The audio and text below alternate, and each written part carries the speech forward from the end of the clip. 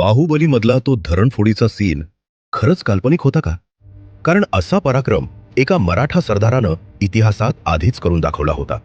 मोगल आणि आदिलशाहीची 80,000ची फौज निजामशाही संपवायला निघाली होती. समोर होते फक्त 20,000 मावळे आणि त्यांचे सेनापती शहाजीराजे भोसले. भातवडीच्या मैदानावर शत्रू निर्धास्त झोपला होता. पण शहाजीराजांना माहीत होतं, ही चाल फसली तर सकाळ कोणालाच दिसणार नाही. पावसाळ्याचे दिवस, तलाव पाण्यानं तुरुंब भरलेला आणि मध्यरात्री तलावाचा बांध फोडला गेला.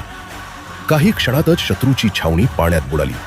हत्ती, घोडे, तोफा चिखलात रुतले आणि नेमक्याच त्या क्षणी शहाजीराजे वादळासारखे तुटून पडले. पहाटेपर्यंत 80,000ची फौज 20,000च्या पुढे पडत होती.